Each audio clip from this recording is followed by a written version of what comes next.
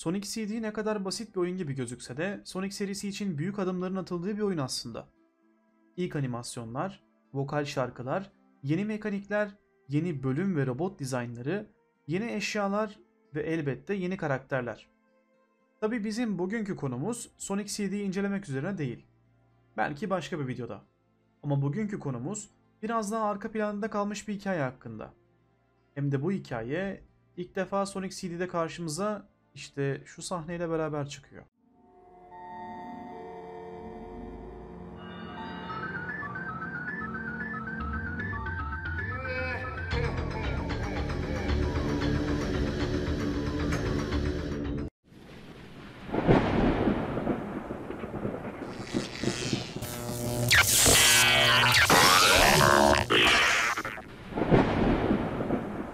I am the ultimate overlord, Metal Sonic. I am the real Sonic.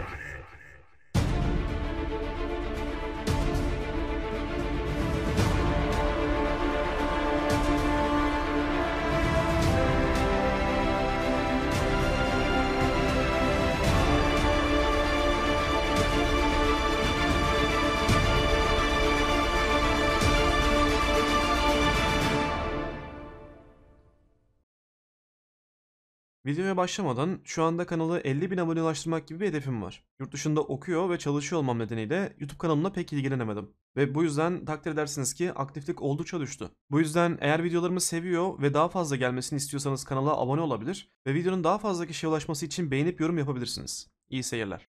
Metal Sonic şu zamana kadar Eggman tarafından yavaşça geliştirilmiş gibi bir imaj çizse de aslında bir anda ortaya çıkan Metal Sonic, kopyalarına göre oldukça üstün olduğunu karşımıza çıktığı ilk andan beri hissettiren ilk karakter desek yanlış olmaz. İlk Sonic kopyası olan Silver Metal Sonic ya da Mecha Sonic 1'den tutun, son kopya olan Mecha Sonic 3'e kadar aralarından en başarılısı kesinlikle Metal Sonic. Şimdi benim kafam karıştı. Bu Mecha Sonic değil miydi? Aslında Mecha Sonic, Eggman'in yapmış olduğu Sonic kopyalarına verdiği isim. Mecha Sonic'le ilk karşılaşmamız Sonic the Hedgehog 2'de fanlar tarafından Silver Sonic veya Silver Metal Sonic olarak adlandırılmış. Ayrıca dizayn edilirken Mecha Godzilla'dan esinlenmiştir. Oyun çıktığı zaman İngilizce kaynaklarda bu robota bir isim verilmemiş olsa da Japoncasında Mecha Sonicku yani Mecha Sonic yazdığını kolaylıkla görebiliyoruz. Tabi oyunların çıkış tarihi olarak baktığımızda ilk karşılaştığımız Mecha Sonic bu olsa da önce yine aynı isim olan Silver Sonic veya Mecha Sonic Mark 0 olarak karşımıza çıkan ve belki de Sonic Mania'dan aklınızda kalacak olan bu robot aslında ilk kez Aralık 1992'de Sonic the Hedgehog 2'nin Master System oyununda karşımıza çıkmıştır. Diğer mechalardan en büyük farkı ise bu robotun çalışması için bir kan sümüğüne ihtiyaç duymasıdır ki robotu yendikten sonra da bu kan sümüğünü elde edebiliyoruz. Geçelim Mecha Sonic 2'ye. Yani hem İngilizce hem de Japonca kaynaklarda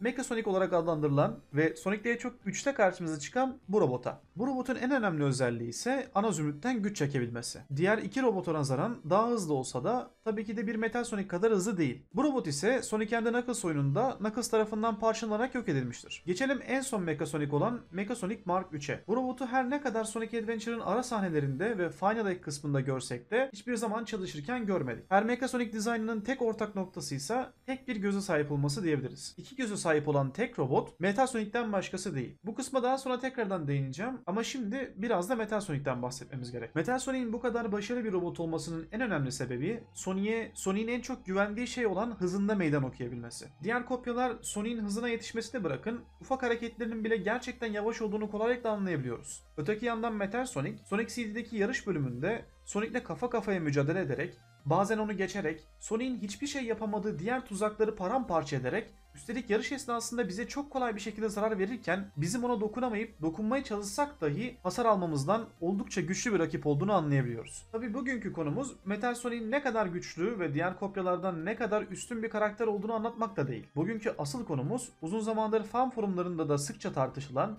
Metal Sonic'in aslında Eggman'e kaybettiği kötü bir gelecekten gelen bir Sonic olması durumu. Bunun için elimizdeki en büyük kanıt elbette Metal Sonic'te yarıştığımız bölüm olan Stardust Speedway'in Bad Future versiyonunda karşılaşıyor olmamız. Tabi zaman taşlarını toplayıp bu karşılaşmayı iyi gelecekte de yapabiliyoruz. Ancak CD'nin oyun içindeki animasyonlarından tutun Sonic Generations'ın veya Sonic the Hedgehog 4 gibi diğer oyunlardaki yansımalarına baktığımızda bu yarışın Bad Future'da yapıldığı çıkarımını yapabiliyoruz. Bir başka kanıt ise Eggman'in Sonic'in hızına birebir rekabet edebilecek bir teknoloji geliştirebiliyorken bunu diğer hiçbir dizaynında uygulamıyor olması. Örneğin kendisi Shadow Android'lerden bir ordu kursa da bu androidler Shadow'la birebir baş edebilecek kadar güçlü olmasını bırakın, bölümler içerisinde 3'er 4'er şekilde gelmesine rağmen Shadow'la çok kolay bir şekilde bu kopyaları yok edebiliyorduk. Ancak Metal Sonic'i ne kadar gensek de bir şekilde geri dönmenin yolunu buluyor. Bozulsa dahi yok edilemiyordu. Yani kısacası Eggman eğer böyle bir teknolojiye sahip olsaydı bir Shadow Android ordusu kurduğunda aynı şekilde Shadow'a da kafa tutabilecek bir robot yapmaz mıydı?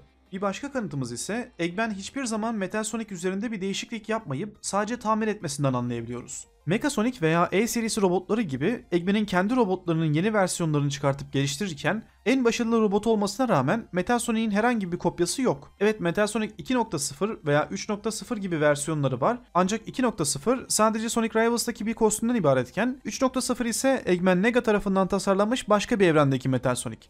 Yani tamamen ayrı bir karakter. Metal Sonic ise Eggman tarafından geliştirilmektense kendisini geliştirmenin yollarını bulup form değiştirebilme yeteneğine sahip. Tabi bunlar genellikle fiziksel değişimler olduğu ve karşımızdaki karakter bir robot olduğu için belki göz ardı edilebilecek durumlar olabilir. Ancak özellikle Metal Sonic'in bu formu olan Neo Metal Sonic bu karakterin aslında bir robottan daha fazlası olduğunu bize gösteriyor. Normal formundayken bile yeteneklerini kopyalama gücü olan Metal Sonic, Neo formundayken normalde kullanamayacağı yetenekler kullanabiliyor. Örneğin metalden yapılmış olmasına rağmen Chocolo ve Froggy'den aldığı Kaos DNA'sı sayesinde aynı Kaos gibi sıvı ve katı form arasında geçiş yapabiliyor. Yine normalde yapamamasına rağmen kılık değiştirebiliyor. Ve hepsinden önemlisi Kaos gücünü kullanabiliyor. Güçleri kopyaladığı için elbette Shadow ve Chaos'tan aldığı örneklerle oldukça kolay bir şekilde bunu yapabiliyor olması lazım, değil mi? Ama Sonic Adventure'da Tical'ın bize öğrettiği üzere Chaos gücünü kullanmak için bir kalbe, bir ruha ihtiyaç var. Yani sadece yaşayan bir canlı Chaos gücünü kullanabilir. Ama Mecha Sonic 2 veya Sonic Frontiers'daki Titanlarda Chaos gücünü kullanmıyor mu? Ve hatta Eggman Detect'te veya Detect Robot gibi makinelerde hem Chaos zümrütleriyle hem de ana zümrütün gücüyle güç vermedi mi? Ya da Profesör Gerald Chaos zümrütleriyle kullanabilen bir ölüm ışını yapmadı mı? Yani Tikal, Kaos gücünün kullanımı konusunda yanılıyor muydu acaba? Elbette hayır. Çünkü gücü kullanmak ve güç çekmek arasında oldukça fark var. Zümrütlerin sınırsız gücü elbette bir jeneratör olarak kullanılıp makinelere kısa ya da uzun sürede güç vermek için kullanılabiliyor. Ancak bir Chaos Control veya Chaos Spear gibi gücü yönlendirip farklı bir amaç uğruna kullanılmasını sağlamıyor. Bunun için bir kalbe ihtiyacınız var. Belki de bir ruha. Bunlar yoksa zümrütlerin ve kaos enerjisinin makinenizi şarj etmenizi sağlayacak bir süper jeneratörden bir farkı kalmıyor. Metal Sonic ise kaos zümrütüne o anda erişimi olmadığı Metal Overlord savaşında bile aynı Shadow ve Black Doom gibi kaos zümrütleri olmaksızın kaos kontrol kullanabilecek beceriye sahip. Kaos gücünü kullanan tek robot Metal Sonic değil elbette. Sonic Battle'dan tanıdığımız ve bir gizoid olan Emerald da Metal Sonic'te oldukça benzer şekilde hareketleri kopyalama becerisine sahip. Ve evet, bu becerilere Kaos becerileri de dahil. Ama Emerald'ın içinde Metal Sonic'in sahip olmadığı bir şey var. Emerald'ın içinde bir ruh var. Bu ruh bir şekilde Profesör Gerald tarafından ona verilmiş ve böylelikle Kaos becerilerinin kullanılabilir hale gelmiştir. Profesör Gerald'ın bu ruhu nasıl tasarladığı gibi bilgileri daha sonrasında başka bir videoda deneyeceğim. Şimdilik konumuza dönelim. Metal Sonic'le alakalı en garip diyebileceğimiz şeylerden bir tanesi ise karakterin BPD ve PTSD gibi psikolojik olarak rahatsızlıklar çekmesi. Nedir bu rahatsızlıklar? BPD yani Borderline Personality Disorder. Türkçe'ye borderline kişilik bozukluğu olarak geçen bu rahatsızlık kişinin kendisi ve diğer insanlar hakkındaki düşünme biçimini sosyal hayatta problemler yaratacak şekilde etkileyen bir mental hastalıktır. Metal Sonic'in özellikle Sonic Heroes'taki konuşmalarından yola çıkarak karakterin yoğun öfke, dengesiz kişilik bozukluğu ve güven sorunları yaşama gibi durumlardan bu psikolojik rahatsızlığa sahip olduğunu anlayabiliyoruz. Bu rahatsızlığını günümüze en yakın olarak Sonic IDF çizgi romanlarında metal virüsüne diğer organik canlılar gibi yakalanmadığını gördüğünde verdiği tepkiyi örnek olarak gösterebiliriz. Karakterimiz sıklıkla bariz bir şekilde belli olmasına rağmen kendisini gerçek Sonic olduğuna inandırmış ve bu rahatsızlığı yüzünden psikolojik olarak çökmüş bir karakter görüyoruz. Bir başka hastalığı olan PTSD ise Post Traumatic Stress Disorder, yani travma sonrası stres bozukluğu yaşadığının belirtilerini de göstermekte. Bunun belirtilerini yine öfke sorunları, tükenmişlik hissi, kafa karışıklığı, genel depresyon hali, düşünme ve algılama sorunları, kendine zarar verebilecek eylemlerden korkmamak gibi belirtilerinden anlayabiliyoruz. Kendisinin zaten hiçbir şekilde korkmadığını söylemesi de bir robottan çok bir kişiliğe sahip bir canlı olduğunu kanıtlar nitelikte. Yani bir robot nasıl korku gibi insansı bir duyguyu yaşayabilir ki? Peki bu karakterin bu kadar rahatsızlığa sahip olmasının, özellikle PTSD'ye sahip olmasının üzerine gitmek gerekirse, bu travma başlangıcının gelecekteki bir Eggman'ı kaybettikten sonrasında robotlaştırılmasından ve yavaşça beynini yıkanıp kişiliğini ve bedenini kaybetmesi olduğunu düşünüyorum. Robotlaştırmak deyince aklımıza eski Sonic animasyonları olan Sonic Satam veya Sonic Underground'daki Eggman'in sürekli sahip olduğu ama oyunlarda bir türlü göremediğimiz bu makineyi illaki duymuşsunuzdur. Hatta Sonic Satam'da Sonic'in amcası olan Chuck'ı Metal Sonic'e oldukça benzeyecek bir şekilde dönüştürdüğünü de görebiliyoruz. Gelecekteki Eggman'in bir şekilde bu makineyi icat etmesiyle birlikte mağlup olan Sonic'i robotlaştırıp kendi hizmetkarı haline getirmeye başarmış ve gelecekteki Eggman tarafından geçmişteki Eggman'e yardımcı olması için yollandığını düşünüyorum. Zaten Metal Sonic'e bakacak olursanız Mecha Sonic gibi Eggman tarafından yapılmış olan kopyalarına göre Sonic'le birebir boyutta. Ayrıca yine dış görünüşünden örnek vermemiz gerekirse videomuzun başında bahsettiğim gibi Metal Sonic'in Mecha Sonic'lerden farklı olarak iki göze sahip olmasını örnek verebiliriz. Ne alakası var diye soracak olursanız Mecha Sonic'lerin dizaynına bakacak olursak genellikle tek ve lazer şeklindeki bu gözlerin Sonic'in hızını takip etmesi için dizayn edildiğini, hatta bu dizaynın Mecha Sonic Mark 3'te daha da gelişip yerini yine birleşik bir göz gibi görünen ancak radar andıran bir lense bırakmıştır. Tabii ki de bu dizayn seçiminin asıl amacı Sonic Adventure'ın ara sahnelerinde de gördüğümüz gibi